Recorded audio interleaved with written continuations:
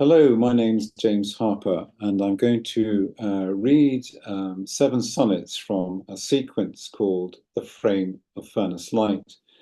And this sequence is about the decline and fall of my father from motor neurone disease, which he got in about 1988, and he died in 1990. But I want to stress that the sequence isn't all doom and gloom, because the 2 years during which he was ill changed him from a rather blustery businessman to a rather sympathetic soul, and his relationship with his children changed radically to the positive. So I'm going to read the 7 sonnets in sequence, and I'll just mention a few things about them. It starts off visiting him in hospital before his gallbladder operation, which then led to complications, and he ended up in intensive care. After that, he gradually declined, and finally he was cremated in London, where he lived. He emigrated to London just before the Second World War. And I reference the Second World War. He fought in the Italian campaign, the battle for the River Po, and in particular the siege of Monte Cassino. And finally, he had his ashes scattered in the English Channel from a light aircraft, which was a strange decision for a proud Irishman to take. So, as I say, I shall read the sonnets straight through, and the titles more or less tell you what's going to happen. 1. Hospital visiting. It could be the departure lounge at Athens. Soundproof glass, anxious Arabs, Greeks, swept marble. Only the deep lifts hint at any menace. Within the silent maze of corridors, my mind winds up as I close in on my goal, dry-mouthed like Theseus sensing the Minotaur. Room 303.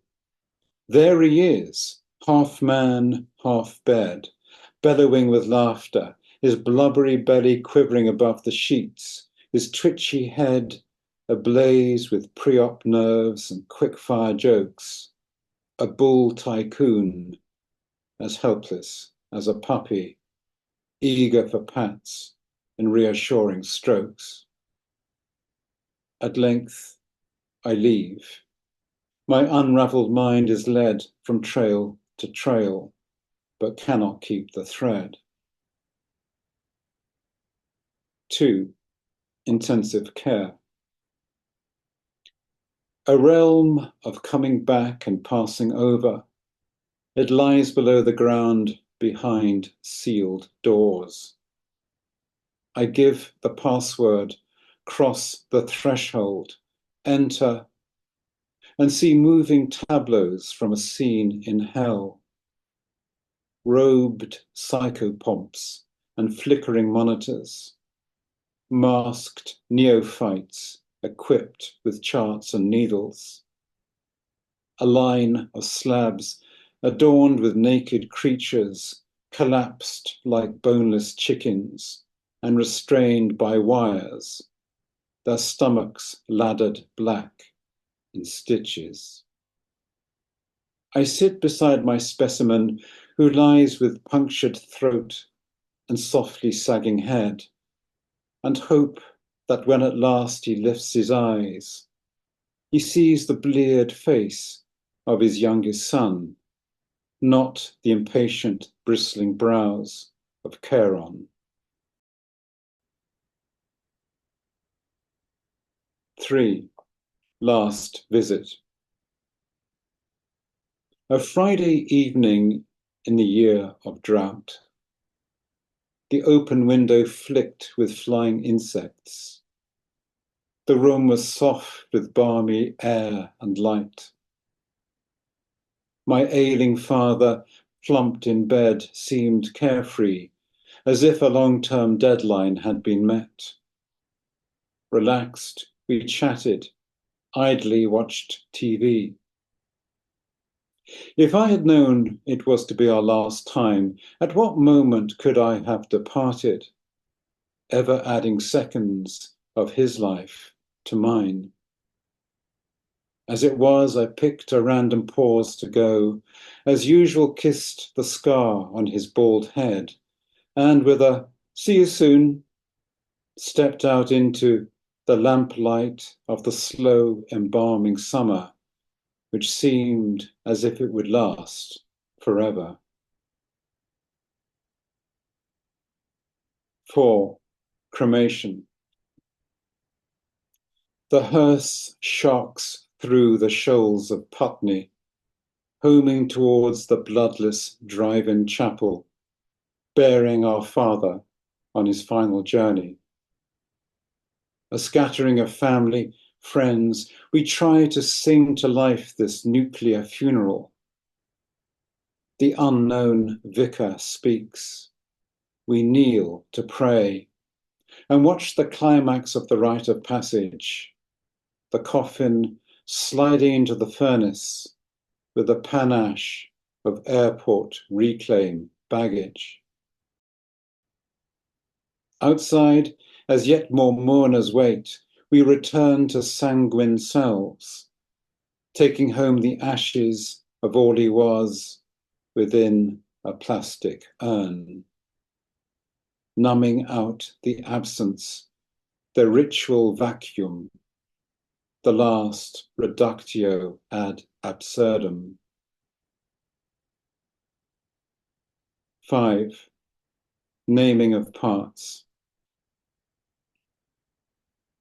The lungs that sucked the foaming Irish Sea, the tongue that sprung its traps of wit and puns, the nails that plucked the twinkling ukulele, the feet that trod the mud towards the Po, the hands that fed the water-cooled machine guns, the ears that heard the silence at Casino, the freckled scalp that gashed a stalactite, the arm that kept a tennis rally going, the eyes that saw the comet burn the night, have duly carried out their mortal service, and free from tyranny of endless doing, have come to rest in blissfulness of peace, as dead appendages of coffined flesh. The gorgeous flames will turn to fiery ash. 6. Memorial service. Although the image is dim, my mind recalls a sharpened turquoise morning in September, the sun burning Blackfriars and St. Paul's, and people ghosting into church, the cast of his life, each a living tessera, a tiny embered memory of his past. And, unforgettable, Fore's Requiem, abide with me, swing low, sweet chariot, the burnished echoes of Jerusalem. Afterwards, friends and cronies from his club flowed out through the frame of furnace light, and brother soldiers slipped off to the pub to blink at gun-flash memories of the Po, to blank out who would be the next to go. 7. Last rites. A Coast Guard pilot in his spotter plane took off towards the tight-lipped sky above, bearing the urn of carbon flesh and bone. Clouds softened, and with a gradual smile the sun caressed the humming craft into a dove, winging its shadow to the flecked horizon. Unseen, the dusty atoms drifted down, acquiesced on the surface of the sea, completing the final dissolution. Now beady, darting fish invade his grave. His tombstone is every ship that passes by. Nothing remains but litanies of wave on wave, rushing over gravelly shores, where they release their hushed prayers. Rest in peace, in peace, in peace.